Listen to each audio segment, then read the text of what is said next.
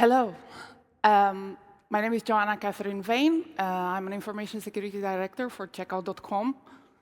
Hi, and I'm Simon Turner. I'm the Compliance Manager for BT Telecoms. We started talking about this conversation about a year ago when we realized that both of us do similar work in different environments. And we decided it was a good idea to start talking about compliance as a consequence based on everything our teams do as part of our information security posture. I think a lot of people ask both of us before this presentation, what kind of consequence are we talking about? So we decided it was a good idea to clarify first, it is a positive consequence, because when you take information security as a best practice on your day-to-day basis, the immediate consequence is you will be PCI compliant. Yeah, that's right. I've had a lot of questions, and you hear me talk about compliance as a consequence.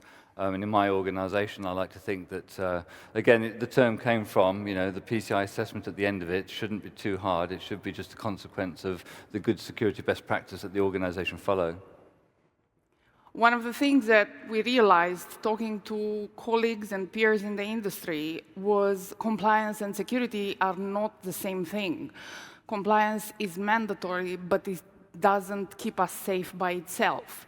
Some of the numbers we ran into said that by 2031, cybercrime is projected to cost over 12 trillion annually. This is how both of us came up with this understanding that for our organization's compliance is basically a baseline, not a standalone safeguard. Simon, do you want to tell us about how you look at this in an organization the size of BT? Yeah, I mean, it's a challenge in any organization, but I certainly think one of the key things you must have is senior engagement and accountability for this. One of the things that we'd like to do in our organization is make sure that the education side is there, and we get accountability from our senior reps. And this matters because it's all about the trust that organizations need to have you, and the ability and the resilience to respond when needed. There are many concepts that we talk about, and I think that, we haven't got all day, have we? But we're going to try and focus on the key elements that we think are important in the next few slides. I think as we were preparing for this conversation, we came to the realization that setting up information security in our organizations as something ingrained in the DNA of the organization brings a competitive advantage, helps organizations be more resilient and gain trust both internally and externally. So one of the things that we wanted to talk about was the fact that we established what our belief was in terms of how do you get to InfoSec excellence, because it's a very marketing type of term. How do you get to this? How do you get to excellence? And we both agreed that the mindset change was the big differentiator for all organizations. It's a lot to do with empowerment of the employees, awareness, increased and continuous education, but most of all, adaptation. You have to adapt continuously because the technology evolves. I wonder if you can tell us a few things about how you've done this in BT. Yeah, so as well as the senior engagement, one of the key things for me is education and awareness. My team have spent an awful lot of time talking about PCI compliance and the requirements and the needs, but one of the things we like to engage with is making people feel empowered. So one of the things that I like to do is we get people through their PCIP certification, for example. I mean, there's many things I could talk about, but I try and keep it PCI specific. So by getting into people's thought process, we've got many divisions around the organization with people in different areas. So I call them whistleblowers. They're probably not whistleblowers. They're people with knowledge, and being able to get that knowledge across there brings them to our attention because they're aware that they need to do this. And I guess one of the key things I like to talk about as well is when we're talking and providing consultancy internal, it's not about following the PCI standard. It's aligning with our own organization principles, security policies, and security benchmarks. So aligning all of those with the requirements of PCI You're not pushing that above and beyond. It's not PCI's hard, this is our organization's standpoint, and this is what you need to do. And that's one of the key things that's helped me drive engagement. I think, to echo what Simon said, what I've discovered through my career is empowering teams to meet security control requirements, irrespective of the frameworks you need to do this for, brings a better security posture, a more proactive approach towards security in general, and in the end, better results for the organization itself. And I think a lot of it has to do with leadership's buy-in in all of this, because you can't get to the level of excellence we were talking about in the beginning of our discussion without leadership being involved. We often talk about leadership buy-in across multiple initiatives ran as part of the security programs. In reality, in a practical aspect, it's always this ripple effect we wrote about. Culture always cascades from the top. Let's talk a bit about investing in talent, because we've had interesting conversations around the many PCIPs that your organization has. Tell us about that. Yeah, so I'm fortunate that I've got quite a good-sized team. And one of the reasons and rationale around having those people within the team is rather than going outside to consultancy companies, of course, which we do, but for our internal people, it's really about getting the communication across and investing in people. So like myself as an ex-QSA, bringing in that point of view internally, I like to think that's why my PCI program is where it is because we kind of, as a QSA, you know what you need to do and how to pass the assessment. As a security professional, you understand how the business aligns and what the business needs to sell, because it's about enabling the business, and that's one of the key things for me, is enabling the business by getting the education and awareness out there and then recruiting the right level of people. So with the people within my team, and I build them up from people with, lower level knowledge, I'm trying to think of a polite way of putting it, a lower level of knowledge, and bring them up through to the consultancy side and working internally within the business, because we're 120,000 people, or we've got many different CFUs and parts of the business, and it's really getting that message out there, so engaging as much as we can and putting us out there with the business. And we talk about PCRPs. I mean, one of my recent ideas is we talk about ISAs. I know Mark did a talk earlier about having many ISAs with the airline that was discussed earlier. I think one of my challenges is, can I get one more ISA than they can, using local security champions within the business so that we still have the sign-off for anything to do with PCI, but if you give them that ability to be able to have the training and the awareness and the knowledge, then they're going to bring more to you, which then just brings that culture. And again, I like to think that you have an open door policy, which means that if people find things, they come and talk to you, and there's no telling them off. It's kind of more rewarding and giving them the kudos and the announcements within the senior leadership space as well, that they've helped support and help get the business and maintain the compliance. Absolutely. I think one of the things that we were talking about when we were preparing this presentation, other than the fact that we had so much content, we didn't know what to choose and what to leave out, was the fact that both of us have seen in different organizations with different security requirements, almost like a case study between compliance as a checkbox exercise many years ago and compliance as part of the BAU of the organization on a day-to-day basis today. I think you mentioned a bit earlier about the security champions, and I think organizations that have security champions programs are a clear evidence of a mindset shift. We go from reactive information security compliance behavior to proactive, where each business area nominates their own security champions that act as a business partner across the organization, representing both the information security needs of a business area, but also the way the organization will meet the information security requirements and controls for that specific area. We talked a lot when we were preparing for this about how we make security straightforward, easily accessible, and easily understandable. In addition to what we've mentioned before about the mindset shift and continuous education, continuous awareness, I think we've identified several steps in the transformation process. Security being built in every step of the way makes it easier, even in huge size organizations like Simon's, to lead to an end result of not only a positive certification, but a better security posture overall. I wonder if you can give us some examples of how you've achieved this in an organization as big as BT. So, how long have we got? Well, Yeah, 9 minutes. 9 minutes. So, yeah, I mean, I'm again fortunate that the organisation itself takes security, I like to think, seriously. And I've learned you've also got to be careful what you wish for. So whilst I started for a big telecommunications company looking just after PCI, I think being able to understand what the business does and how it functions and what the products and services are, being able to articulate what the benefit is, but then also personally wanting to get to know how we manage our cyber assurance framework.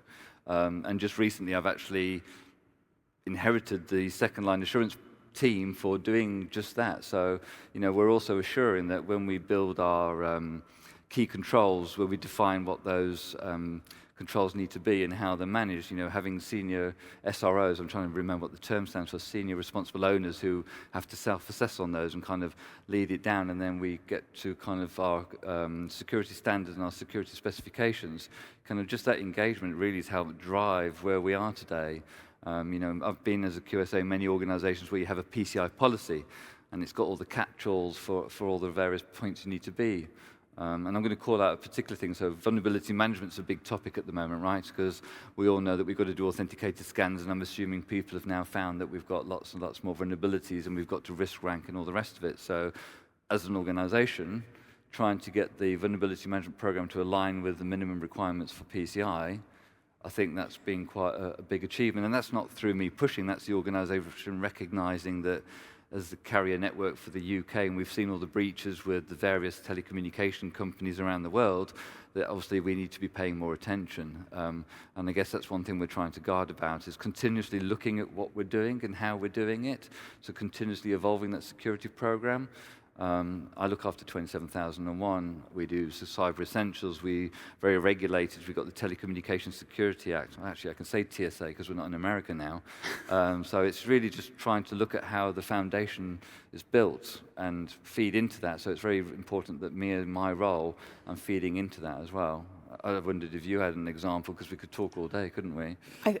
I'd continue to echo what you said. I think the fact that we certify in multiple frameworks is nice. It looks good on everyone's CV. It certainly provides customers the assurance that the company takes it seriously. But the big differentiator has always been seeing the results of this transformation process. Having a good SDLC flow in place, being able to not only achieve the certification, but actually have useful, pragmatic, practical processes in place that make everyone happy. The InfoSec people happy, the cyber people happy, the engineering people happy. How often it is in an organization that you can get an engineer who proactively comes to security and says, hey, security, I want to do this change. Your change management process doesn't necessarily apply. I need an adjustment. And you sit down and you have an actual proactive conversation before the change, not after the change. When PCI 4.0 became the new standard, we've seen improvements in our change management process, in our incident response process. All our overall processes matured with the way we've implemented the PCI DSS requirements. And we've put on the slide some of the numbers we've experienced as part of our roles. But I think, to what Simon said earlier, one of the success criteria for both of our roles has been engagement from people within our business. We are both, speaking for you as well now, big believers in the fact that information security in general is a partner to business functions. We no longer live in the early 1980s when it was a checkbox exercise and you had to do it because it was the way. We now go out to the business and we make them our partners. We work together to achieve a common goal because all of us want our business to be successful. And the numbers look great, but what looks even better is when your colleagues within the business recognize the work that you do and they support you in making sure that it's done the best way you can deliver it. Yeah, I could say, just picking on an example, secure by design, I mean, that's a key one. The new requirements for e-commerce 643, when we're talking about CSP and SRI. So one of the key things that we learned as a team, and I'm going to give kudos to my team who are in the audience, hopefully listening to me, and I will be checking, because I asked them to take a photo. You know, one of the things is learning how the business operates, and the fact that that was seen as a compliance requirement, not a security requirement.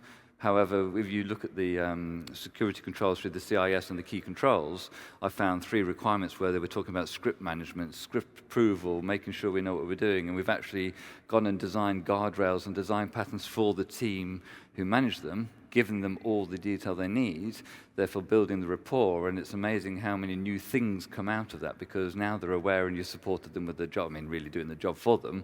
Then obviously it makes it easier and you get the engagement. So I think it's definitely key on building those relationships. From the conversations we had when we prepared for this, I think we agreed, also based on discussions with industry peers, that compliance is no longer something to be seen as a mandatory, boring, dull thing. It's a supportive factor for the success of your business. And we've selected from everything we heard a few things that we believe are relevant. Obviously, the brand trust, the competitive edge, the risk mitigation. I think the proactive approach that we take as businesses, making sure that the way we implement our foundation security controls, our second and third line controls, the way we interact with the business, all of these lead into the benefits we've selected to present here. I believe that as technology evolves, because we've talked in many occasions about the evolution of AI and how it impacts our businesses, makes our line of work evolve with it. And it's in our power to make sure that the businesses are prepared for it. Yeah, one of the things I started looking at, because AI is the buzzword at the moment, right? So I looked at how can we use technology to improve our compliance program. I mean, earlier I looked at ChatGPT and said, what's the definition of compliance as a consequence? And one of the things there was continuous assurance, which is kind of where my team come from. So how do I use technology? You know, we've got big data within BT. We've got all of these tools, all the SaaS data. How can we use that to demonstrate kind of the compliance? So one thing I've learned is it's not about AI, it's about using automation to simplify the assurance and using AI where you can. And I think that's kind of a big thing. So I'm looking to improve the whole assurance process and demonstrate the business value, because in order for us to survive, I think we need to understand what the benefit to the business is and really sell that to the executives so that you're getting the sponsorship and the funds to actually do some of these programs. Absolutely. In the workshop we facilitated yesterday, the trend seemed to be, from the people I've spoken to look exactly at this, AI as a supportive tool, increase of automation, making sure that this provides leadership with enough understanding of what we are trying to achieve and how we can better serve our businesses. Yeah. Final thoughts? Again, compliance as a consequence came from me just out of the various talks I've done. I think it is a term I use more and more in the business, and it's helped to demonstrate the benefits that we're bringing. You know, we're a cost center, we're seen as not revenue generating, and I'm going to move from PCI to ISO here, because one of the things that me and my team have done recently is we managed a big bulk of security certifications for ISO 27001 that support the resale of services within our organization. And I'm not going to give you the values, but there were billions and billions of pounds of value that we bring to the business as part of those contracts. So as it says there, I think we need to be demonstrating it and be more business-minded about how it's supporting the business, and we're a sales enabler, not a cost center. I wonder how it impacts you on yours. Absolutely agreed. I'm a big advocate of information security as an enabler for the business. I work heavily with my counterparts across the business, not only the security champions, but people in business areas that don't necessarily have a standalone security champion. And we've always discovered that the way to success has been by working together. We enable them, they support our needs. Yeah, and it's bringing those additional benefits with that, right? So building the relationships, making sure we know who we are. And I always like to say to my team, we don't want to find a problem and present the problem. We need to find the problem and present the solution. Absolutely. and kind of get that message. So I totally agree with you on that. Great. Great. I'd just like to, again, thank everybody for coming in at the late day. And I know it's a bit late for some of us. And just thank you, Joe, for suggesting the topic as well, because it was your idea for suggesting the topic. So thanks for inviting me along. Great idea. Great. Thank you very much, everybody. Thank you, everyone.